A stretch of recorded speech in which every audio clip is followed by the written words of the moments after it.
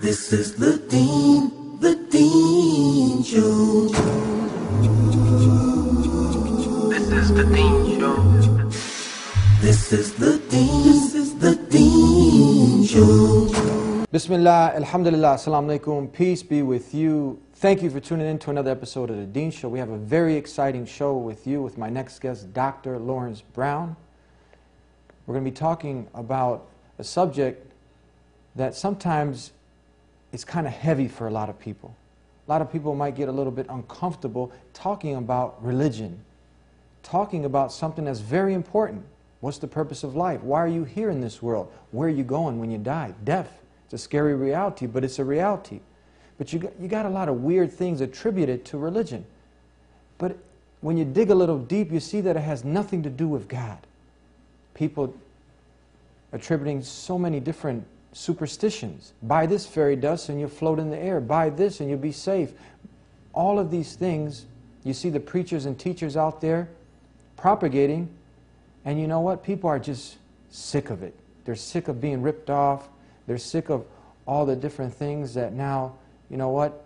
It just doesn't make sense. But we're going to again try to make sense of it all here on The Dean Show. When we come back with Dr. Laurence Brown, we'll be right back.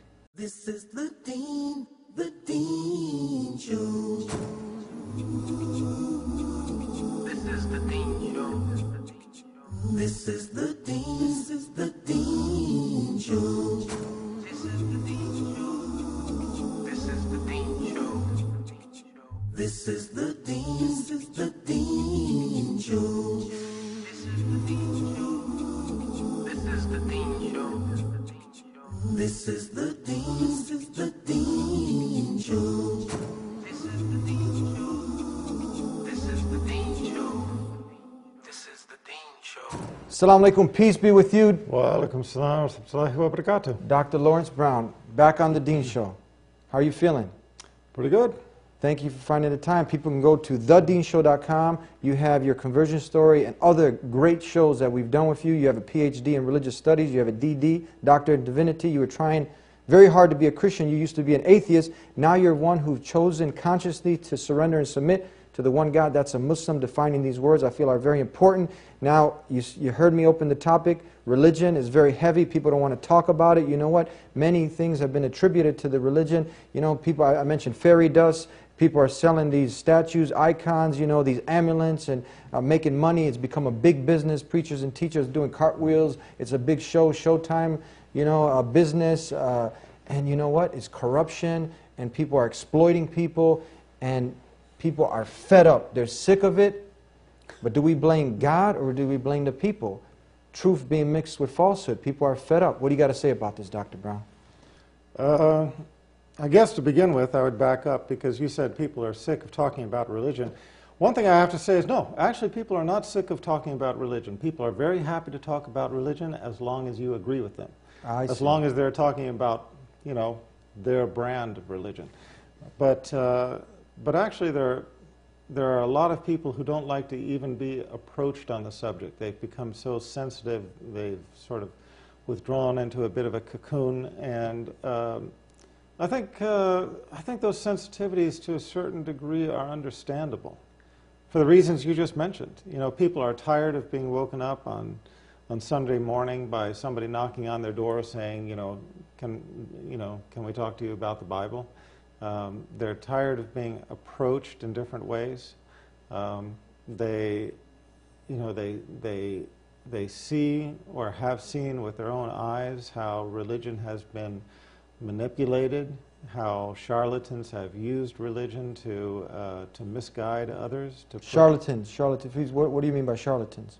Charlatans, basically confidence men, con men. You know? Con men? Yeah, basically people who are using religion as a tool by which to accomplish their worldly ends. Mm-hmm. They act like they're all pious and righteous while they're building a $5 million mansion on the donations of their followers, and they're basically ripping people off, as you said, ripping people off in the name of God.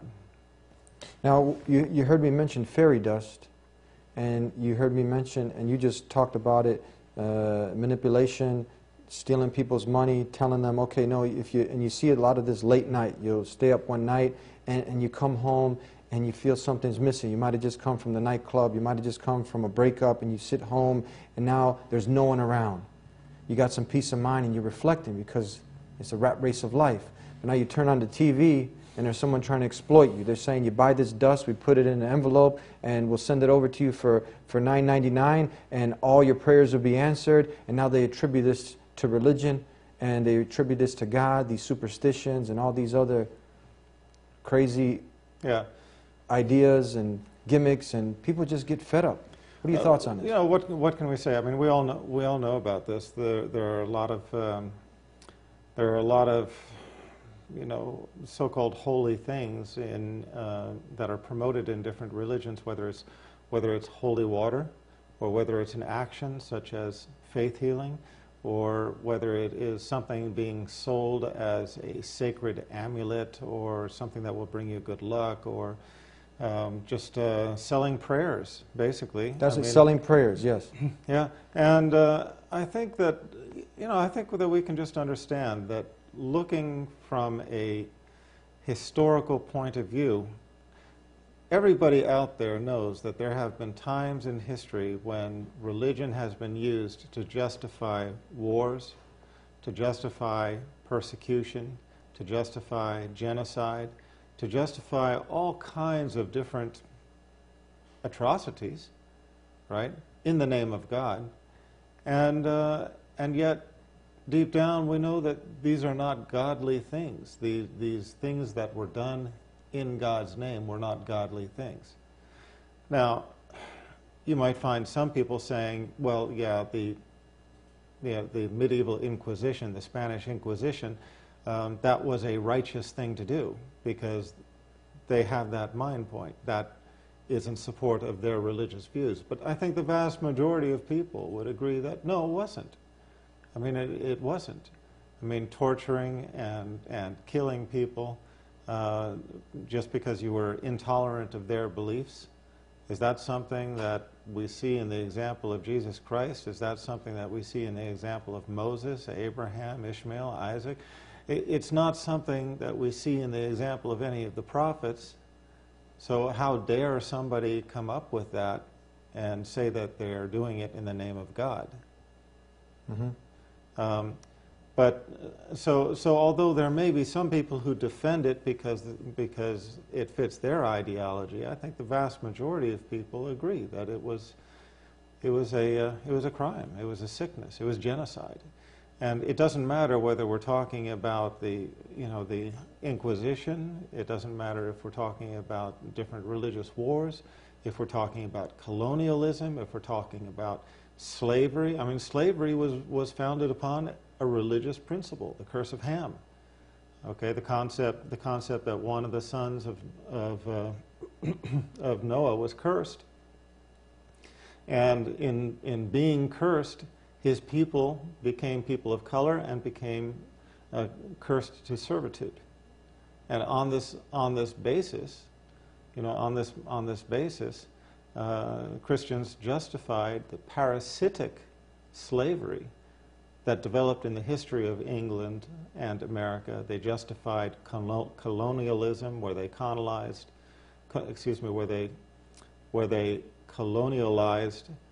different countries where the natives were darker skinned than them, on the basis of the curse of Ham.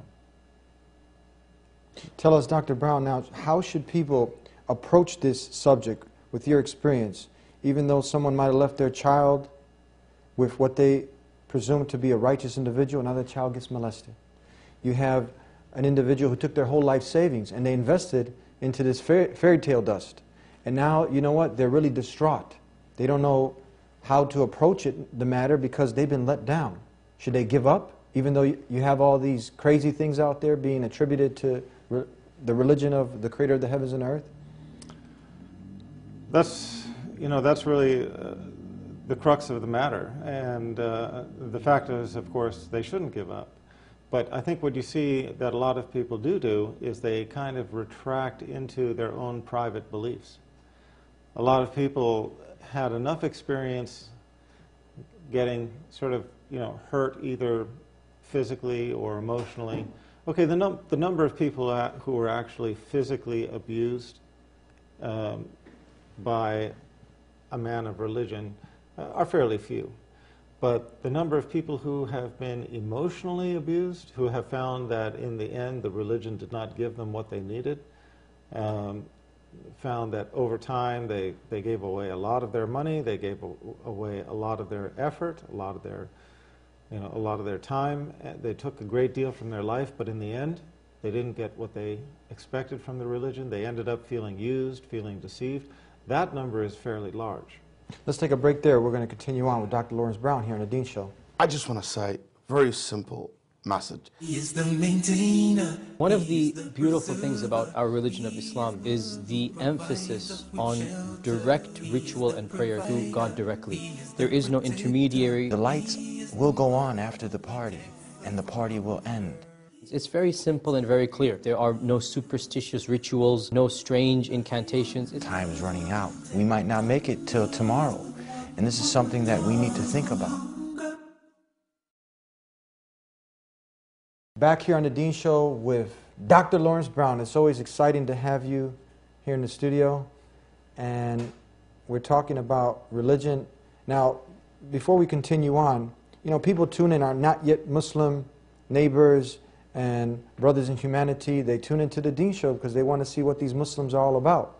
So we know in Islam there aren't any strange incantations, no superstitions. We don't sell fairy dust. We don't want the people's money. We just want people to really reflect, what's the purpose of life? Why have you been created? And use the logic and reasoning that God gave you and ask God directly, direct dial-up for guidance. It's very simple. God's not a man or a woman. He didn't walk the earth. You couldn't take his picture. He didn't have a zip code. He's the one who created all things, but he's not what he created. It's very simple. It's very rational. So now tell us, in your experiences with these people who, again, they are, what you said, emotionally distraught. What advice do you have for them? How can they get past this and look past this to continue their quest for the purpose of life and why they're here on this earth? Right. Well, you know, here is what I think happens. A lot of people, they become so disappointed in religious institutions, they become so disillusioned that they basically retract into their own private beliefs. They go back to just saying, well, I believe in God, I believe in being a good person, I believe in the golden rule, and that's enough for me.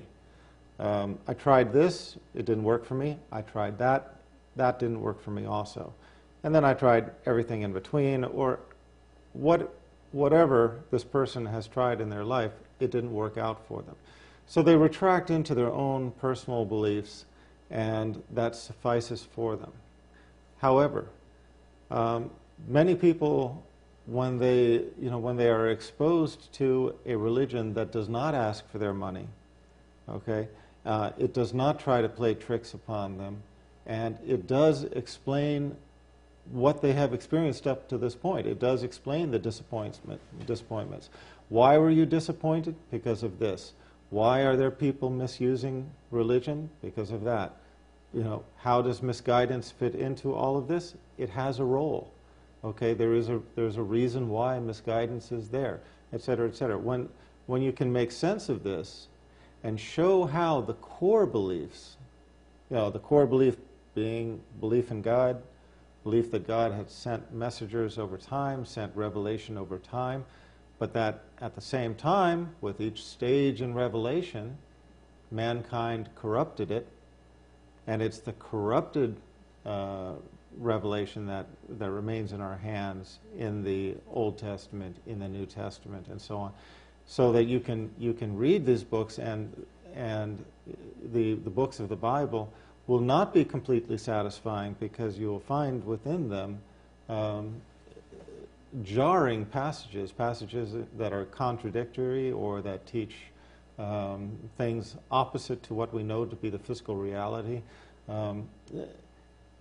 If you can explain all this, explain how all of this happened and how it leads to the conclusion of the chain of revelation, how it leads to a revelation that completes God's revelation to mankind, and that does not have these disappointing fallacies, then then people oftentimes they will find this very refreshing. Before we get to that part that I really want you to elaborate on, tell us now, for the person who says, you know what, I do believe in God, I'm a good person, I just don't believe in following any organized religion. You hear a lot of people saying this. Sure. How do you answer this? You know, it's like living in a society saying, yeah, I believe in America, and I believe that there are policemen out there. I just don't believe in following the laws. Well, you can't do that. Our Lord is fair and just. The injustices of this life will be corrected in the afterlife. In the afterlife, we are all going to stand for judgment, right? Now, as I said, our Lord is fair and just. To establish justice, you need a few things. You need a judge, right? Yeah. You need a court, you need witnesses, and you need a book of laws, right? The court is going to be the day of judgment. The judge is going to be God. The witnesses are going to be the elements of creation that have witnessed everything that we have done, whether it is the angels that are observing us or other people, or even we will witness against ourselves. Okay? But in the end, the book of laws is what? It's the book of Revelation. Now that is what we're going to be judged based upon. If you accepted it, if you didn't accept it, if you did accept it, how well did you adhere to it, and so on. Okay? So you can go ahead. I mean, it's fully within your rights to say it's enough for me to believe in God and just to be in, you know, just to follow in the line of my personal beliefs. You can choose that religion if you want to, but the question is not whether we choose that religion, but whether God chose that religion for us. If you believe in God as one God, you have to believe that there is only one religion of truth. One. If there's one God, he's not going to write two laws. Not all Romes don't lead to Rome? You know, I mean, it's just pretty obvious, right? I mean, you never open up a box in which you've just bought a TV and find two different instruction manuals, right? Yes. I mean, you never get pulled over for a ticket by a policeman and he says, well, let's, you know, which law do you want to follow here? The one that says speed limit 55, the other one that says speed limit is 60. It's one law. It's always one. Yes. Okay, there's always one law. Our Creator is the creator of the heavens and the earth, right? And he has written one, as he is one, he has written one law for mankind. Now that law may have changed over time. I mean, before Moses, people could have eaten pigs, and after Moses, the law came down not to eat pigs. In the time of Lot, incest might have been permissible. Afterwards, it was forbidden. You know, I mean, there are issues like this which are touchy, but you can understand how they changed over time. Okay, but the bottom line is, in the same way that the laws in our society evolve. When I was a child, the speed limit was not 55. Mm-hmm. It was a lot higher. I can't remember, but I think it was even 75 in some states. Yes. Okay? So laws changed with time, and in the same way, God adjusted the laws according to the capacity of mankind and the needs of mankind and the needs for to hold the society together. But the bottom line is not whether you like the laws, but rather whether God constructed those laws and whether you are following what he has bidden mankind to do.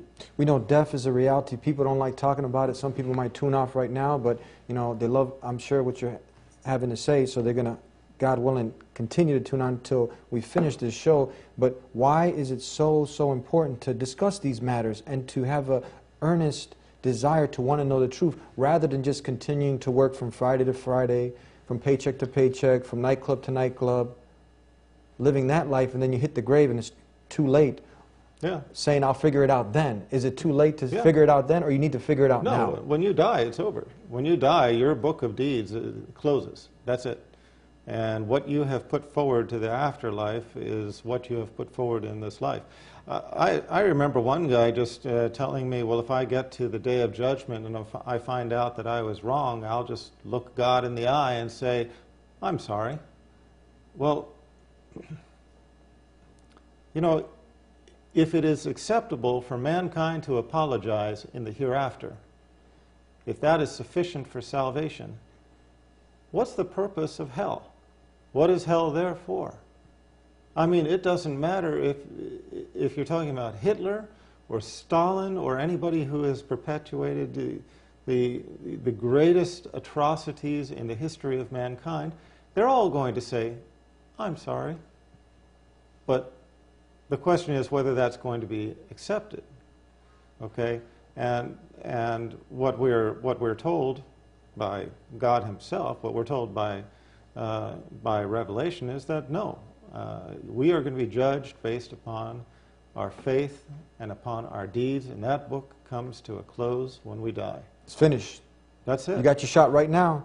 This is a sign itself. This is your chance. You're watching, listening. Is it making sense? We're not talking mumbo jumbo. We're talking about a thing that it just makes good old common sense. Think of this life as a test. Yes. And at the conclusion of the test book closes. You can't go up to the teacher after the test period and say, you know, I'm sorry, but I need to change something inside that test booklet. No, it's done. You had your time to study. And that book, that test booklet, is the period of our lives. And when it closes, the test is over. Based upon what you did in that test, you're going to earn your grade. And your grade is going to land you at whatever appropriate level of paradise or at whatever appropriate level of hellfire. May God protect us from the hellfire. We'll be right back with more here on The Dean Show.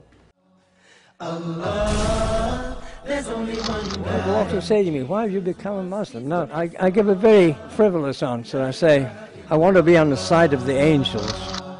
Allah, there's only one. Tupac is a guy, he's the #1 rap artist in the world. He sold over 60 million records worldwide. 60 million? 60 million.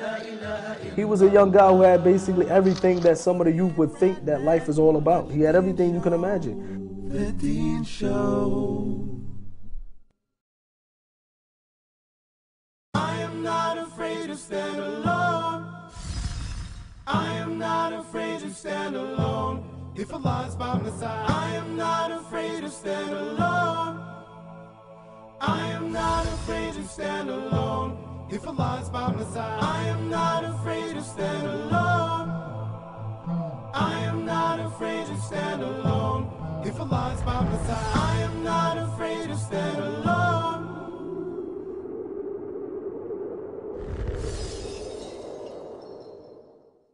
Back here on The Dean Show with Dr. Laurence Brown, and we're continuing on a very, very important topic, and people can tune in every week. This is what we love talking about, and it makes good old common sense. Some people now, they just have a hard time letting go.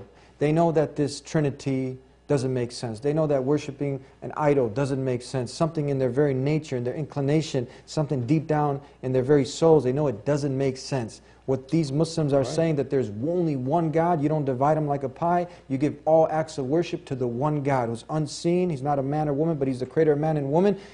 That's the God we're talking about, the same God that Jesus, Moses, and all the messengers of God, they worship this God, we worship that one God, no intermediaries, no one between us and him. But they cannot let go of what their forefathers did. My great-great-grandfather, he passed this down to us, and they just have a hard time letting go, even though they know that it's not the truth. What advice do you give for them? Let go. No, look, you know, a lot of people learn about Islam as the last religion they ever learn about.